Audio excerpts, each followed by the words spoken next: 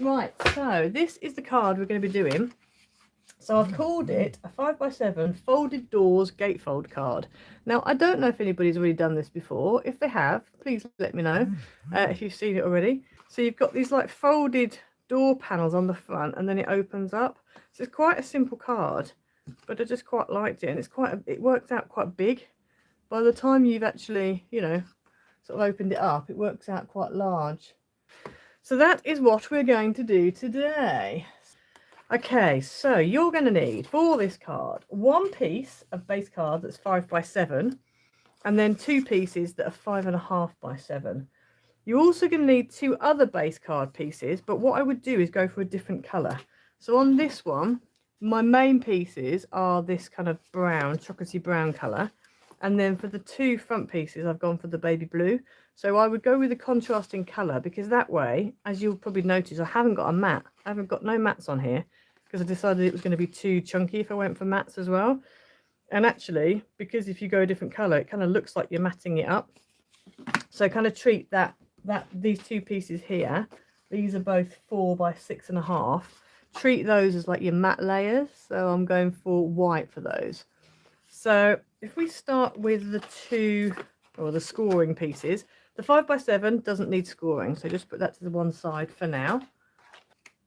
Right, on your 5.5x7, you're going to score along the 5.5 mark, and you're going to score at 2.5 and at 5. It's a really easy card, this is. I like this because it's easy, but it looks good. So, and again on this one, 2.5 and 5. Just make sure you've got the right edge. You're not scoring along the long edge. So that's those two pieces done. And then on the two pieces that are 4x6.5, you want to score halfway along the short edge at 2 on both of them. And then we're just going to mountain fold these 4x6.5 pieces. And then we also need to bring in these ones that we've scored. So we're going to do we need a mountain here and then a valley there. So you're basically kind of like accordion folding them. We've got a mountain here and then a valley there. That's the best way I find to fold along that tab, is like that. And you end up with that way around. So then we do the same with this one. So you want those two to be like that. So some of you probably guessing where we're heading with this. So now if you bring in your 5x7 piece, that is going to go, the tabs are going to go behind here. So it's going to stick together like that. I would have done it in one piece if I could have done, but it ends up being a lot of inches wide. So there's sort of no point doing it. So yeah, so that's why I'm not doing it that way. So on here you want to use either red tape or wet glue, depending on whatever you find easiest to use. I'm going to go wet glue, but you could use red tape.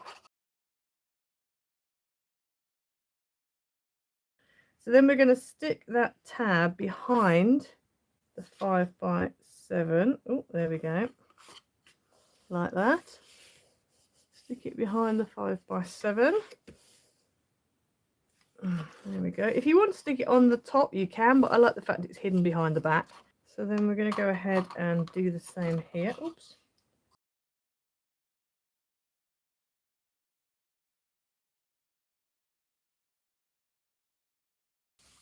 Right, so that is that, like that. Now, before we start decorating, I want to stick these two pieces on the front, because then it just makes it a bit easier for working out what needs decorating and what doesn't. So what we're going to do is take one of these and put some glue on the back. Again, either glue or red tape. And then that is going to stick on this. Let me just shut it for a second. It's going to stick on this left-hand flap, front door, and it's going to open up like a normal card would. So your crease is going to be on the left-hand side. So that is like that. And then on this side, we're going to do the same, but this time it's going to open up the opposite direction.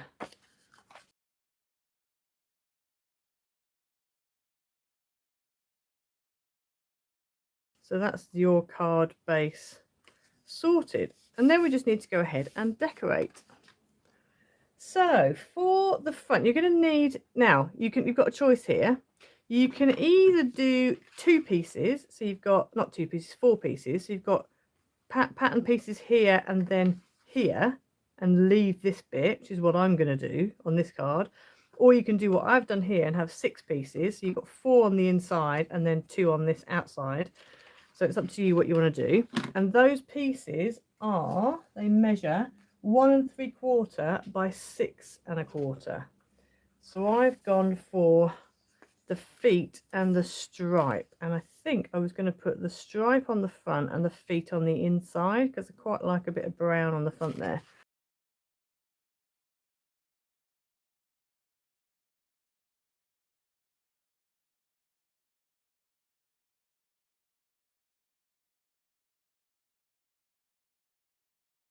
Right, so that's going on the front like that, and then I'm going to put the little feet on the inside here. I'm going to leave these ones blank.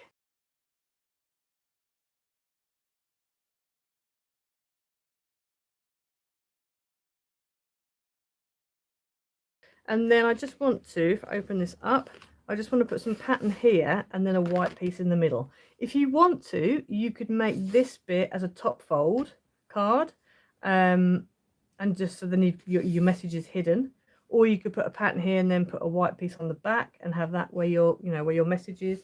But I thought I'd go for this. So that's that way around like that. So those are going to go there and there. And these pieces are 2 1/4 by 6 3/4. Okay, and again, if you wanted to mat them, you could, but I would use a very thin mat if you do that, because otherwise you're going to have a lot of layers.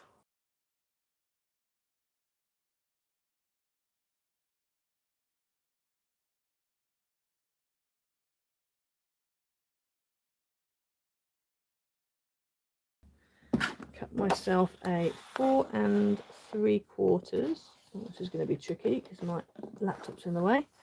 4 3/4 by 6 3/4.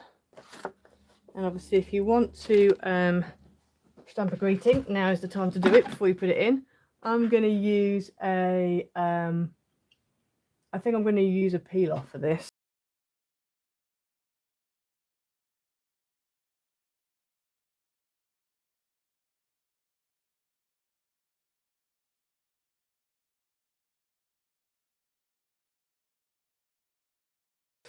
Right, so then what I want to do is I'm going to put the It's a Boy, and I think I'm going to put it on the front again, because I think I quite like it on the front.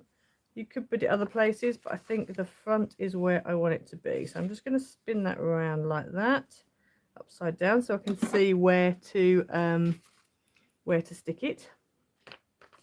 I could add foam pads, but I want to keep it as flat as possible, because if I need to post this, then, and then I'm just going to go, making sure I don't go over that where that white section is.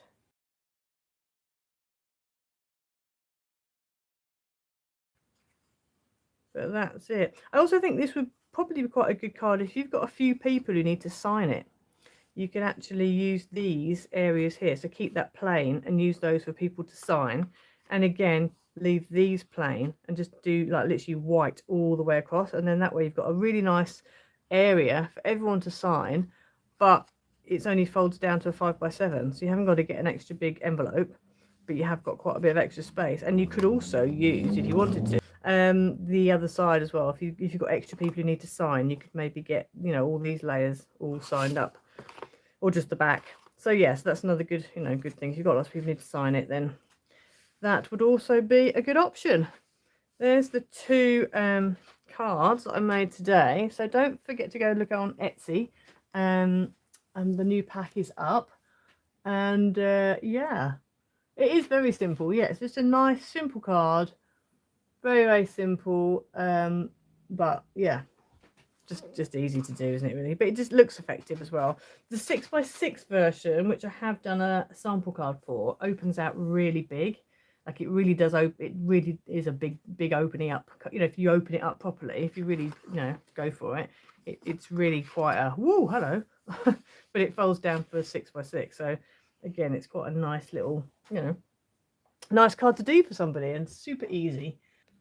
So yes, I hope you enjoyed today. Like and subscribe. Don't forget to hit the like button and subscribe if you haven't already. I will see you all next week. We will do another live next week, next Tuesday. And yeah, I'll see you all again then. Bye, everyone.